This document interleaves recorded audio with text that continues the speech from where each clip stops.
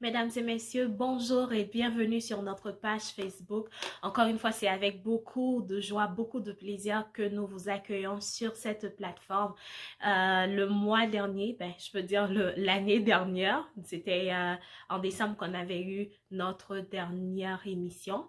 Et c'est sûr qu'à la fin de l'année, pendant la fête de Noël, on n'a pas pu enregistrer des émissions suite à certaines activités qu'on avait eues.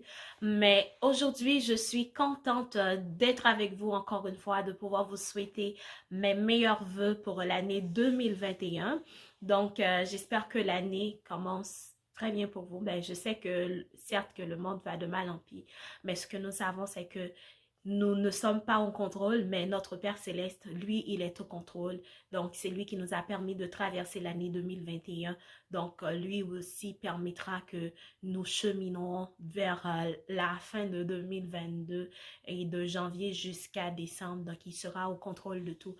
Alors, nous le remercions pour tous ses bienfaits, pour toutes ses grâces dans notre vie.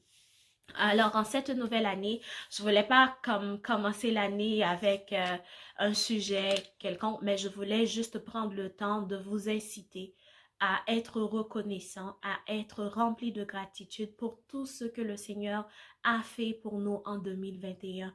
Peut-être que tu vas me dire que oui, j'ai fixé des objectifs que j'ai pas pu atteindre. J'avais prévu de me marier, j'ai pas pu le faire. J'avais prévu d'augmenter mes chiffres d'affaires, j'ai pas pu le faire. J'avais prévu d'avoir une promotion que j'ai pas eu. J'avais envie d'avoir un bébé et je ne l'ai pas eu. Donc, j'ai pas matière à être reconnaissante.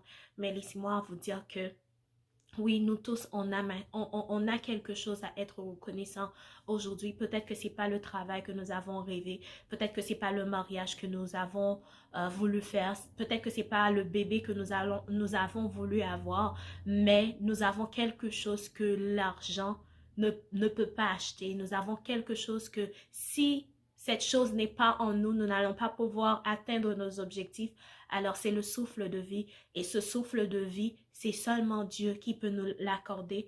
Le fait que nous l'avons, le fait que nous avons pu traverser 2021 et rentrer en 2022, donc nous devons dire merci à Dieu. Nous devons être reconnaissants, être remplis de gratitude pour cette grâce si spéciale qu'il nous accorde. Car combien ont cet argent que nous avons prévu d'avoir, mais n'ont pas pu traverser 2021 vers 2022.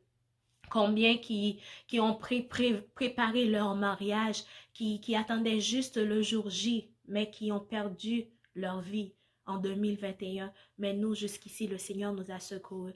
Combien de personnes ont voulu avoir un bébé et puis en donnant naissance à ce bébé, ils ont perdu leur vie. Mais oui, nous avons le rêve, ça n'a pas pu être réalisé en 2021, mais ce qui est important, c'est que nous avons encore la vie. Alors, il y a matière à dire merci à notre Dieu. Il y a matière à être reconnaissant pour ce qu'il a fait pour nous, pour ce souffle de vie qu'il nous a donné. Peut-être là où tu m'écoutes, peut-être que tu es malade, peut-être que tu as reçu un diagnostic où les médecins te disent que c'est fini.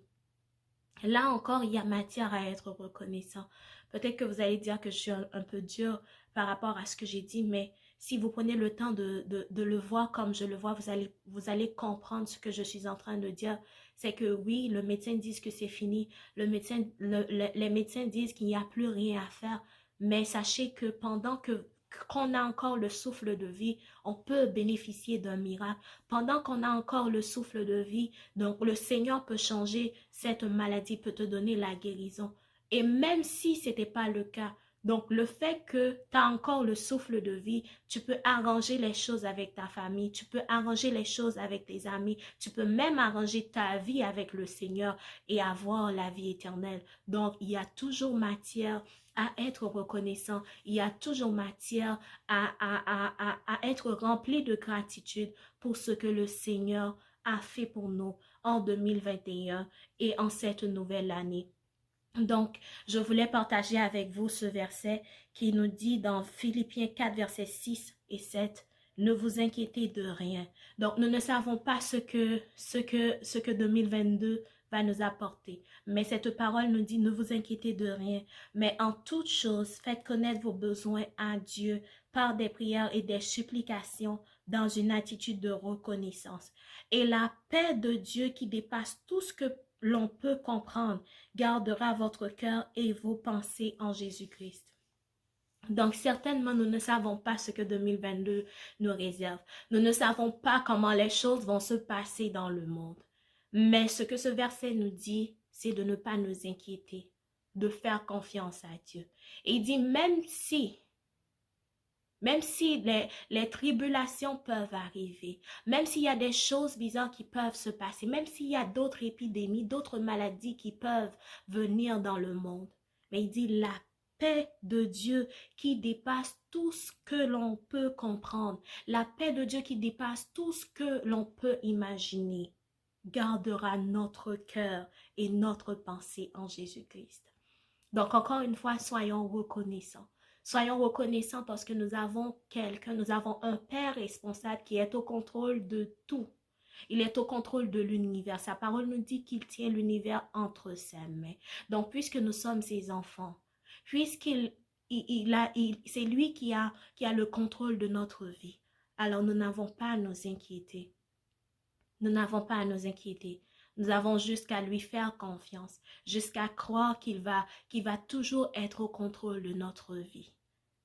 Soyons reconnaissants, mes chers amis.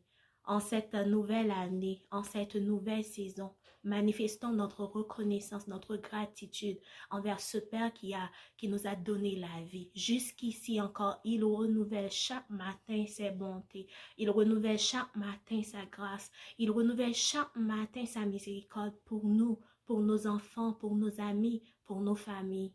Alors tout ce que nous avons à faire, encore une fois, c'est d'être reconnaissant, d'être rempli de gratitude vers ce Dieu-là qui nous a tant aimés. Encore une fois, je vous souhaite une très belle année 2022. Beaucoup de courage, comme on le dit tous souvent, bon combat et gardez le cap, ne lâchons pas. Dieu est au contrôle. Donc, je vous remercie et je vous dis à très bientôt.